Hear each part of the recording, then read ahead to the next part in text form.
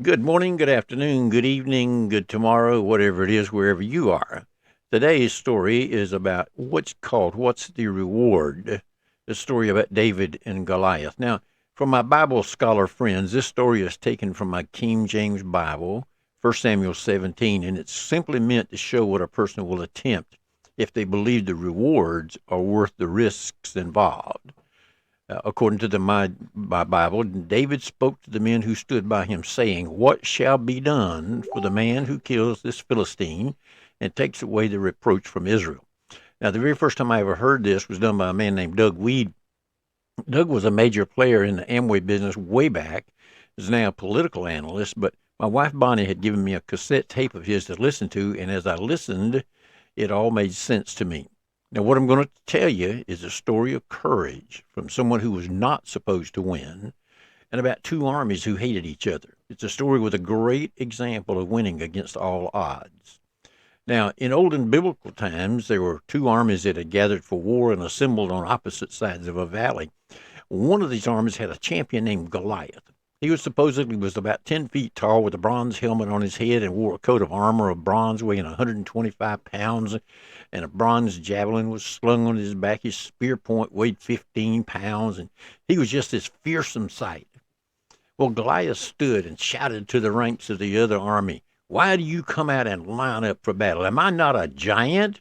Choose a man and have him come down to fight me." Then Goliath said, "This day I defy your king and his army. Send me a man and let us fight each other." Well, on hearing the giant's words, Saul and his soldiers were terrified. Now, young David was a son of a man named Jesse who had 8 sons, and his three oldest sons had followed Saul down to the war.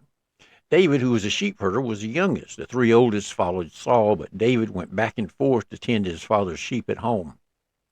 For many days, Goliath came forward every morning and evening and took his stand, yelling vile threats at the king's army. Jesse said to his son David, "Take this roasted grain and these loaves of bread for your brothers and hurry to their camp. See how your brothers are and bring back some assurance from them." There was Saul and his soldiers preparing to go to war. So early in the morning, David left the flock with the shepherd and headed out. He reached the camp as the army was going out to its battle position, shouting the war cry. David ran to the battle lines and asked his brothers how they were. As he was talking with them, Goliath stepped out from his lines and shouted his usual vile defiance. Whenever the king's soldiers saw the giant, they all fled from him in great fear. Now the king's men had been saying, "Do you see how this man keeps coming out to defy us? King Saul has said he will give great wealth to the man who kills him. He will also give him horses, his daughter in marriage, and tax-free land." Well, then David said something like, in today's terminology, "Whoa, wait a minute," to the men standing beside him. "What did you say? What will be done for the man who kills this giant?" The men again answered him, repeating to him what they had been saying, told him, "This is what will be done," and they repeated it. So when David's oldest brother then heard him speaking to the man, he burned with anger at him and asked, "Why have you come down here? You're nothing but a kid who tends to the sheep. You're not a man. You're not a soldier. You don't even have a sword. You have no business here." Now, this is from me to you guys and girls out there. Does that sound familiar? Has anyone ever tried to ridicule you when you said you wanted to try something beyond the norm? Well, David answered back, "Can I even ask a question?" He then turned to someone else, and he asked the same question again, and the men answered him again, just as before.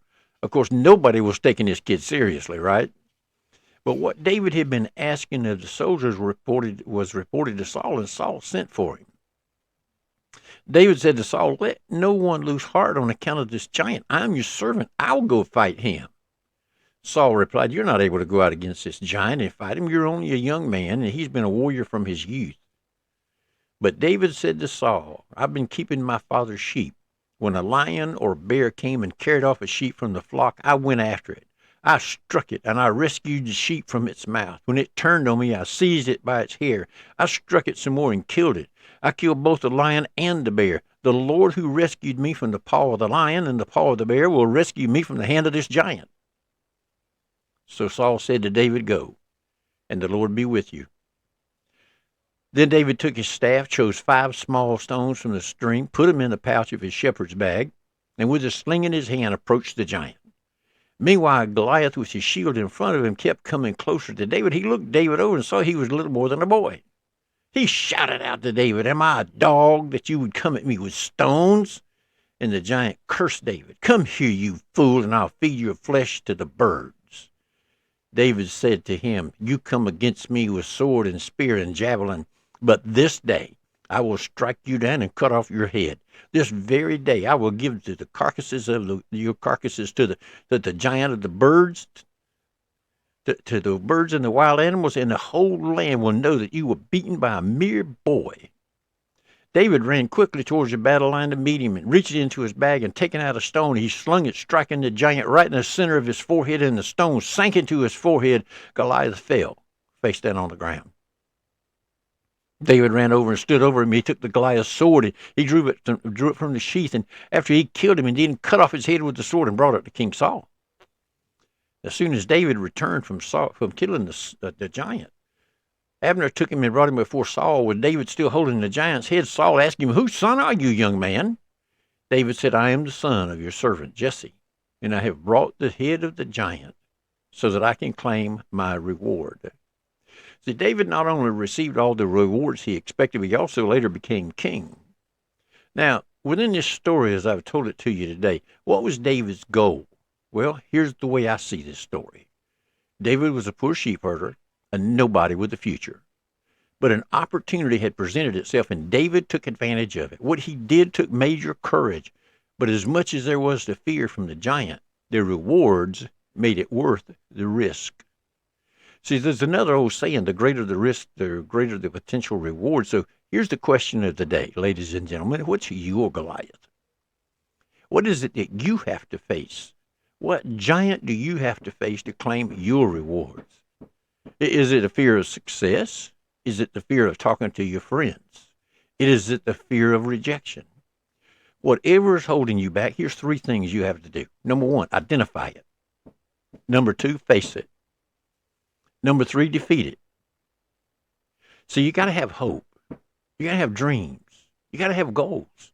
But you have to act on these dreams to make them happen. Now, aren't you ready to slay your giant? Aren't you ready to claim your rewards, to build your own empire? Then just go for it. Just do it. Decide today. Take your first step. Identify. And now, as Paul Harvey would say, you know the rest of the story. I hope you enjoyed today's story, and I thank you for letting me share with you. I look forward to seeing you all in the winner's circle. God bless. Make it a great day. Goodbye for now.